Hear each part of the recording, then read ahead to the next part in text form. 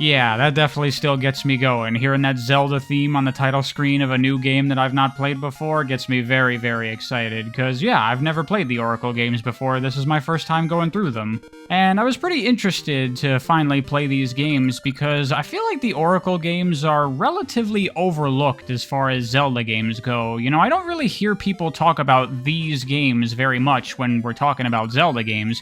It's always, you know, Ocarina of Time, Link to the Past, Wind Waker, Twilight Princess, whatever. But you don't really hear about the Oracle games very much. Like, I don't think I've ever heard someone say that these are their favorite Zelda games. And so, going into these games, I was pretty interested because I don't really know that much about them. There are some things I know that I've absorbed, you know, through osmosis and stuff, but in general, I was going into these games relatively blind, and I didn't know what to expect because they're not really talked about that much. And now that I've played the Oracle games, as much as I hate to say it, maybe I see why people don't really talk about these games very much, because they're not great, in my opinion. I don't even know if I would necessarily say they're very good. In many ways, I find these games to be rather middling in their quality. I don't want to say that they're bad games, but they do have a lot of problems, and they kind of lack a lot of the strengths that I find other Zelda games have. There's just not a whole lot here that makes me go, man, these are some fantastic Zelda games. They kind of feel a bit below par for the Zelda series to me. And some of that definitely does come down to the technical limitations. These being Game Boy games, only having 2 buttons is a real problem here. It wasn't a problem in Zelda 1 because you didn't really have to swap items that frequently, but here, this is designed more like a later traditional Zelda with lots of puzzles and stuff, and so you have to be swapping your items all the time, which means having to pause the game constantly to switch things around, and it really messes with the flow. Link's Awakening would have also had this problem, but I've never played the original Game Boy version of Link's Awakening. I've only played the Switch remake, which lets you equip many more items, so it's not nearly as much of an issue. Playing that Link's Awakening remake, though, I could always tell that only having 2 item slots would definitely be a problem, and now that I am playing proper Game Boy Zeldas, yeah, it's a real problem. But that's at least an issue that's not the fault of the game developers. There was just nothing they could do about that. The bigger problems to me are things with how the game works. A lot of the functional and design aspects of this game are really not the best in my opinion. Like honestly, one of my biggest issues with this game is the walking speed is so ridiculously low. You go so slowly, and it makes going across the overworld and going from room to room in dungeons, it just takes way longer than it feels like it should, and it makes the game way more slow-paced and way more boring to play. There are the Pegasus Seeds you can equip to make yourself run, and then you go at a decent speed, but these are a limited consumable item, so you don't necessarily want to be doing that all the time. And it takes up an item slot, and you have to be constantly swapping out items, so it's not like you can have them equipped all the time, so it's really not a solution. Really, you're just stuck going at this really slow movement speed the whole game, and it just does not feel good. This problem also exacerbates another problem I feel these games have, which is the layout design of the world and the dungeons. Not necessarily the level design themselves in terms of the puzzles and the challenges and everything like that. Those are fine. But the way that everything is connected together, the way that the general world is designed. One thing I noticed in a lot of the dungeons, especially the dungeons in Oracle of Ages, is how they are oftentimes designed in such a way where you'll have like a long linear sequence of rooms that you have to get through, and then at the end of that sequence of rooms will be a door locked by a key, or sometimes multiple doors locked by multiple keys. So what I found oftentimes would happen is I would go in some random direction in the dungeon, because I don't know which way is progression, I'm just exploring around, and I do this sequence of multiple rooms, and then I get to the end and go, oh, I need a key. Okay, backtrack through all these rooms, and there's just nothing here that's interesting. You're just backtracking, and it's just boring because you're walking at this slow movement speed.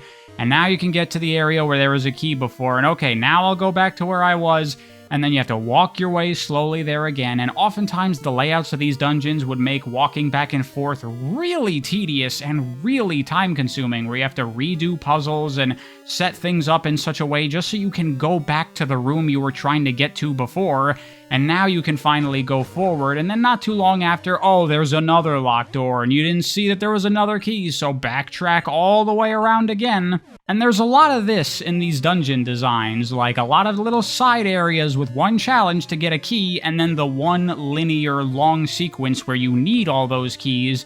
And so if you just end up exploring in the wrong order, then the dungeons can turn into real slogs. And you can see similar stuff like that in the overworld as well, where sometimes just getting to where you want to go can be such a pain in the ass, where, you know, in a lot of Zelda games, the first time you go through an area, you'll have to maybe solve some puzzles and do some quests and whatever, but then generally they do a pretty good job of making follow-up visits to that location pretty easy, where you can bypass all of the challenges and stuff and just walk straight to where you're trying to go.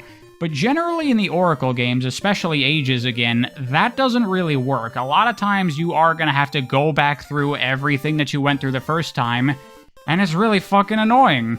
And I think the multiple worlds gimmicks of these games contribute to this problem as well, because a lot of times you'll be trying to get to a specific location, and then, oh, you can't get there in this version of the world. You have to swap the world version, which in Seasons means you have to go and find a tree stump and then swap and then walk back to where you were.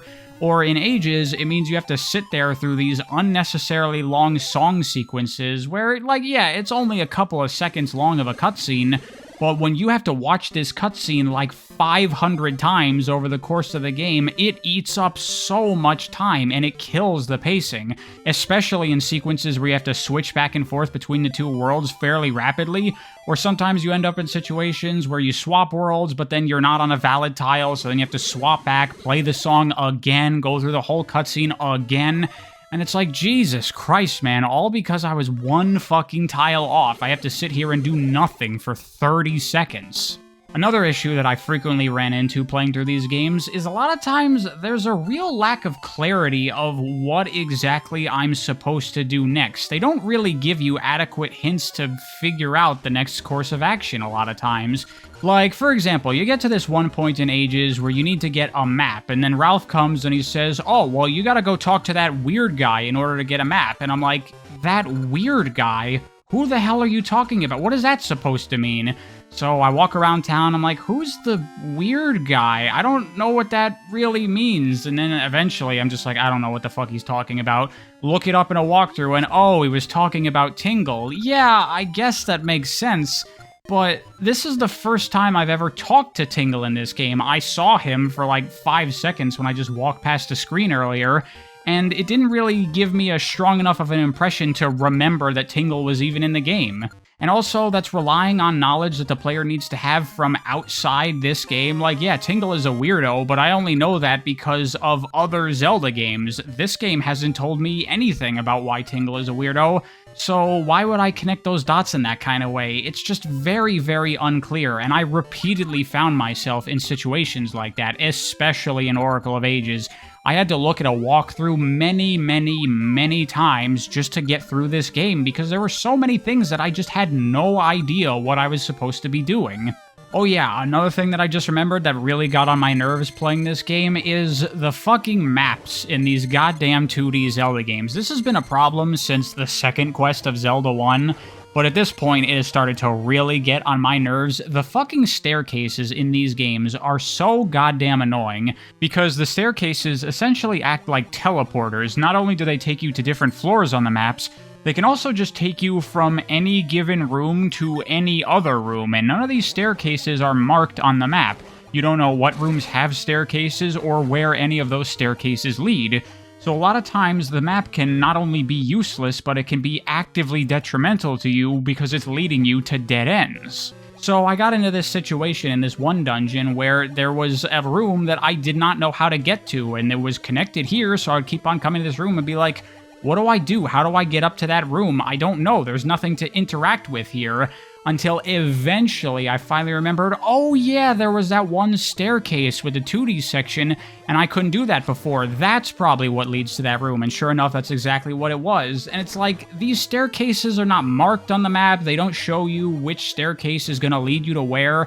They can make it so trying to navigate these dungeons is way, way more difficult and time-consuming and confusing than it needs to be. It's so awful.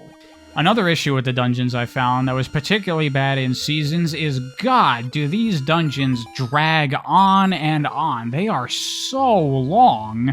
Normally, this is something that you would think of as a good thing, that the dungeons are really big, but I don't know, man. The pacing of them just feels off. It feels like you're stuck in them forever. All those kinds of things really drag down the experience of playing these Oracle games. There's just so many flaws here that really take away from things. And aside from these flaws, there are other issues I have with these games just in terms of what they are. And this is really a problem that the Zelda series in general has suffered from for a long time. But for whatever reason, these Oracle games are the ones where I started to really feel this problem, which is that the Zelda series, for so much of its life, was so overly formulaic that they're basically the same game over and over and over again. Especially in the case of these games, because they're built right off the back of Link's Awakening, using the same engine and tools and even a lot of the same assets. Like, some of the fucking boss fights are even the same as that game.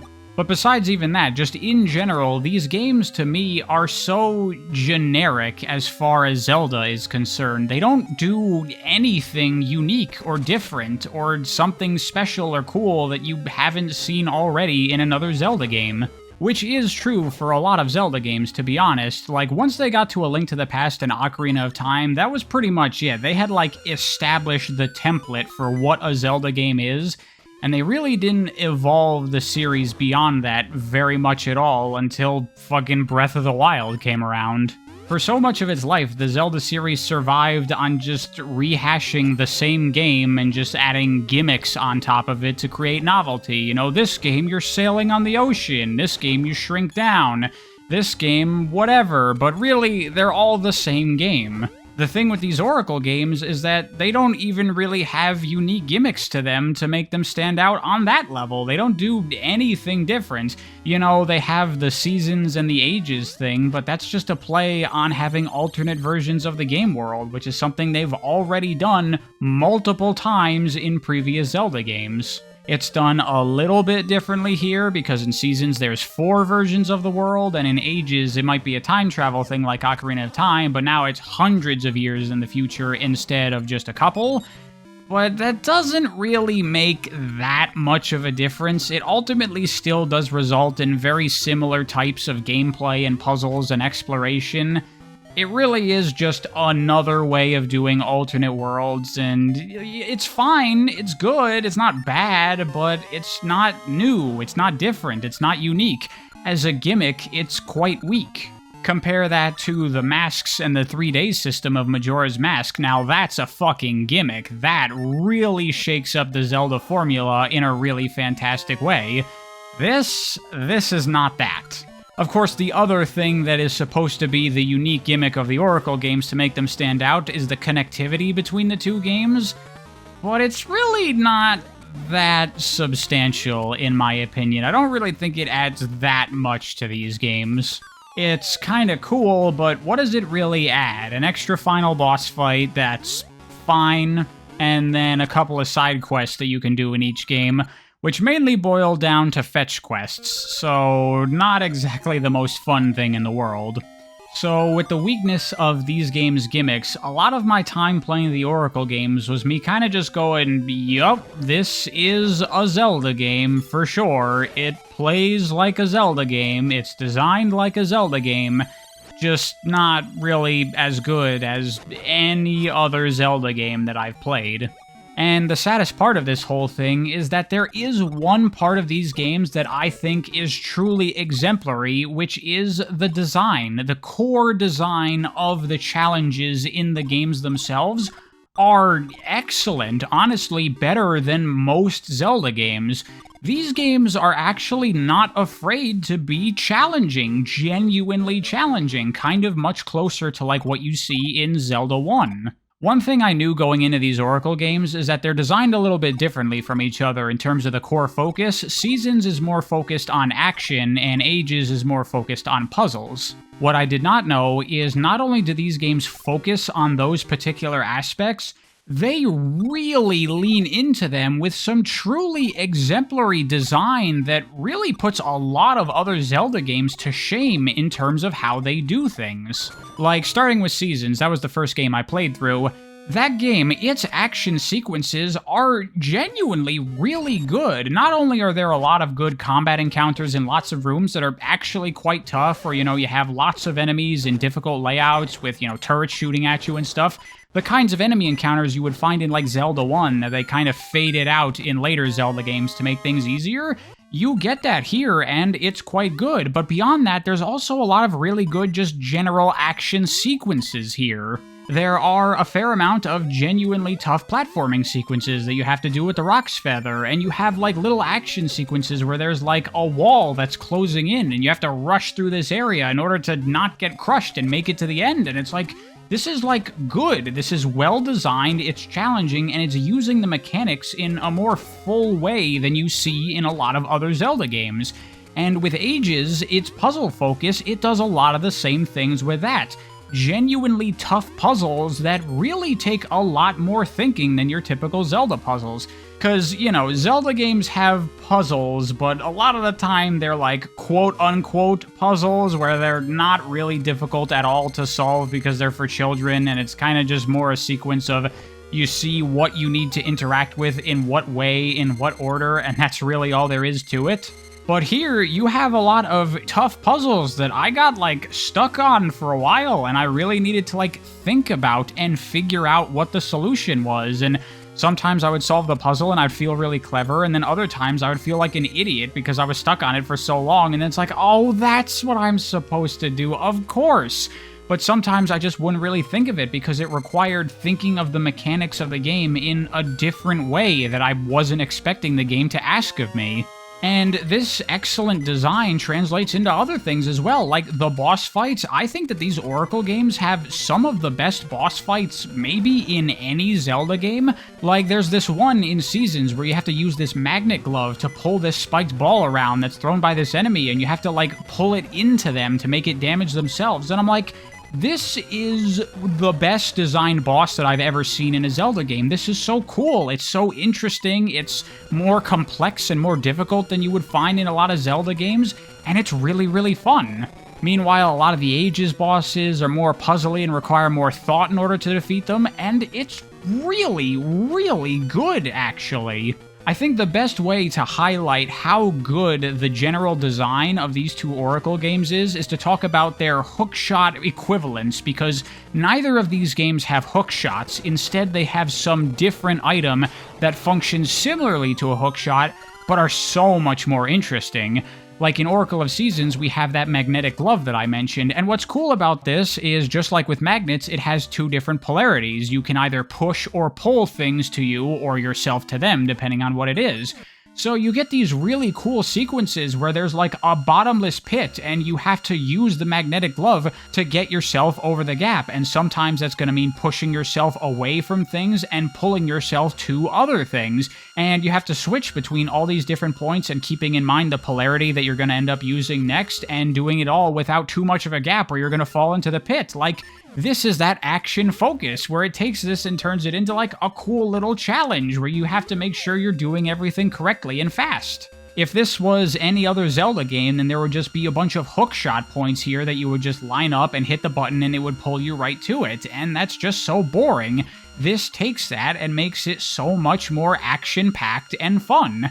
Meanwhile, over in Ages, the hookshot equivalent here is an item that swaps you with an item that you grapple to, which is used for a lot of really good block puzzles where you have to get a certain thing to a location, so you have to swap places with it, and that results in some cool puzzles where you have to think about where you're going to end up and where the item is going to end up, and you have to line everything up correctly so that way everything is in the right place, and it's really clever and really smart. Not only is it a way to traverse around, but it's used really well in a lot of really good puzzles. I was incredibly impressed with the design of these Oracle games and how fucking good it is. So much better than so many Zelda games that oftentimes I feel go way too much in that kid-friendly direction, where we have puzzles, but they're really, really easy to solve. We have combat, but it's really easy and doesn't take much effort. Here we have real action, real combat, real puzzles that take real figuring out. Like I said, I got stuck multiple times in the puzzles and dungeons of Oracle of Ages that required some real thinking, and I died numerous times playing through the dungeons of Oracle of Seasons, which is something that, like, never happens in any Zelda game, and I was like, damn, these are real challenges. This is great. I wish every Zelda game could have design this good. Not only are these games decently tough, but they fully utilize the different aspects and mechanics for as many different, unique, cool interactions as possible that fit their different styles. Seasons has so many great action sequences that take good advantage of all the different tools, and Ages has so many smartly designed puzzles that ask you to really think outside the box with your items and how you use them. It's great. If you took the strong action design of Seasons and combined it with the strong puzzle design of Ages, that would hands down be the best designed Zelda game ever. It would totally blow everything else away.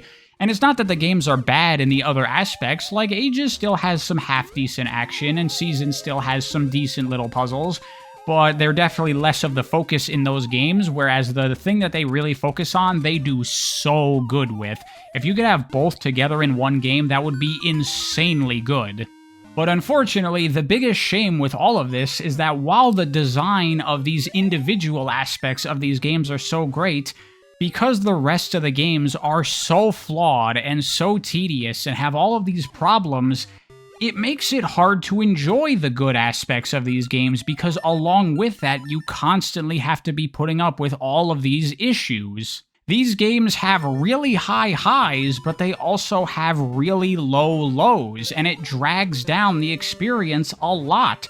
So much so that by the end of these games, I was really feeling like it was just a chore to finish them, despite how much I was enjoying the really good design. Some of these issues could probably be fixed if they got remakes, but not everything. Some of it is just baked right into the fundamental overall design of the game. You know, the dungeon layouts, some of the overworld quest design, things like that you'd have to, like, completely change aspects of the game in order to fix those. And I don't think they would want to do that if they ever did get, like, Link's Awakening style remakes. And another thing I have known about these games is that originally they were intending to make 3 Oracle games, one for each of the different Triforce pieces. That's why Seasons is focused on action and Ages is focused on puzzles, because they're supposed to represent the Triforces of power and wisdom. They wanted to have a 3rd Oracle game that could be the Triforce of courage, and I always thought it would be cool if they did a Switch remake of these games using the Link's Awakening remake engine. It would be cool if not only did they make these 2 games again, but they finally made that 3rd Oracle game that they wanted. It would be so cool. You know, these games both have, like, an alternate world gimmick, so you would need something for that. You could have, like, a day-night cycle or something like that. You swap between a day version of the map and a night version of the map, and that can open up different things. And that would be amazing to have that long-lost 3rd Oracle game finally realized. But now that I've actually played the games, I'm glad there's not a 3rd one, because I honestly don't want to play it. And that's really fucked up, man. This is the Zelda series we're talking about. This is supposed to be the best of the best of the best. But these 2 games are the most disappointing Zelda games I've ever played. Well, I guess that's not true, because I have played Triforce Heroes. But still, man, I did not really enjoy my experience with these games overall very much at all. I don't know if I'm ever really gonna come back to these games and play them again. Because there are some different things that you get when you play the games in a different order. If I played Ages first and then Seasons, then there'd be some extra content there that I would theoretically want to see. But I really, honestly don't want to see it, because I don't care, because these games are just so annoying. Of everything I've played for the series so far in these videos, honestly, the closest game that I would compare these to in terms of how much I enjoyed the experience is Zelda 2, of all things. And that is fucked up to say, man. Oh well, it is what it is. I guess they can't all be winners, but there's a couple other things I want to talk about with these Oracle games that I find a bit interesting about them. For one thing that I saw when I did a little bit of research on these games is that Oracle of Seasons was the first one that they made, I believe, because it was originally going to be a remake of Zelda 1 for the Game Boy, but then they're like, whatever, let's just make a new Zelda game instead. But you can definitely still see that this was originally going to be a remake of Zelda 1. Like, first of all, you have the entrance to the first dungeon, which is almost identical to the entrance to the first dungeon in Zelda 1. And there's a lot of stuff in this game from Zelda 1, like a lot of the bosses are taken directly from Zelda 1. You have those secret rooms that you find sometimes where they'll either give or take away rupees and things like that. And that's just a neat, interesting thing to me to see the development history of this game affecting the final product. But another thing about the Oracle games that I find very interesting is that they kind of came in this very weird place in time. They're in a strange position because, you know, they're built off of Link's Awakening, so obviously they use that old school Zelda style from, like, A Link to the Past, Zelda 1, you know, that very, like, archaic kind of, like, fantasy, cartoony design that the old stuff had. But it also has a lot of elements taken from Ocarina of Time and Majora's Mask, because, you know, those were the new hotness at the time. So it's kind of weird. You get this, like, mix of two different Zelda styles at once, where you have, like, all the old school sprites and everything, but then you also have Gorons and Zoras and Deku Scrubs and everything, and you have a lot of the NPCs from the N64 games are here. And it's just kind of a weird confluence of different things from different styles of Zelda coming together here. It's very, very strange. All the Ocarina of Time stuff in this feels so, like, out of place in a weird way, but also not out of place. It's weird. Also, another thing, I find it very unfortunate that these had to be Game Boy games because the low resolution of the Game Boy means the sprites can only do so much. And that is a serious shame because have you seen the artwork for this game, especially, like, the character artwork? This game has such a nice art style in terms of what they wanted it to look like, but they just couldn't make it happen on the Game Boy. Like, these character designs are so fucking nice looking. This, like, refined, better looking version of that old school Zelda style. It looks so good, and I wish we could have gotten a proper representation of this art style in a Zelda game, but unfortunately we never got that. Lastly, I want to touch briefly on story and timeline stuff. There's not really much story to these games at all. There's not really much to talk about.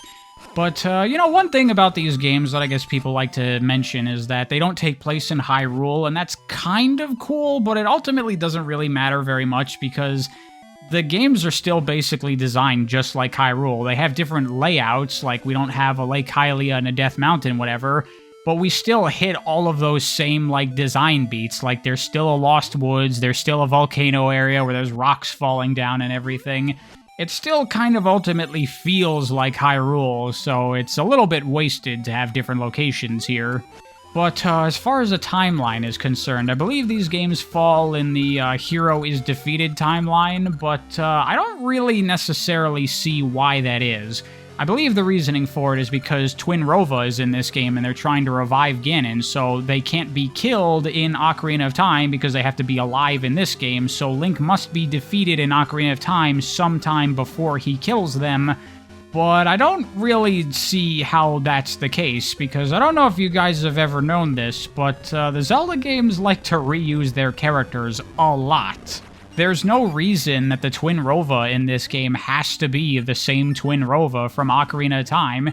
It could just as well be a completely different version of Twin Rova, and that would be fine. And that would make it so that this game could fit in a lot of different places in the timeline.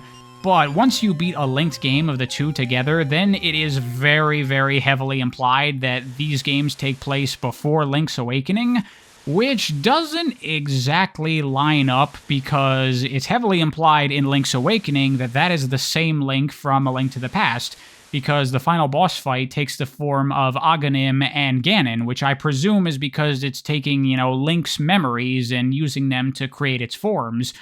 But in the Oracle games, it is not the same Link from A Link to the Past. Because when you encounter Zelda in this game, she doesn't recognize you, she doesn't know who you are, so this is not the same Link and not the same Zelda. So I guess that would mean that Link's Awakening is the Link from the Oracle games, but that's not the Link from A Link to the Past. Which, I guess you could say that mostly fits. There's no guarantee that the Aghanim form from the final boss in Link's Awakening is based off of Link's memories, so yeah, sure, it's fine, whatever. It's less of a continuity issue than Ocarina of Time had, so I guess I'll take it. And I think that's pretty much everything I have to say about the Oracle games. Quite unfortunate that these games turned out to not be particularly amazing, but what you gonna do? At the very least, the next Zelda game is one of my absolute favorites, so I'm very much looking forward to that. Until then, thanks for watching, hope you enjoyed. I'll see you next time.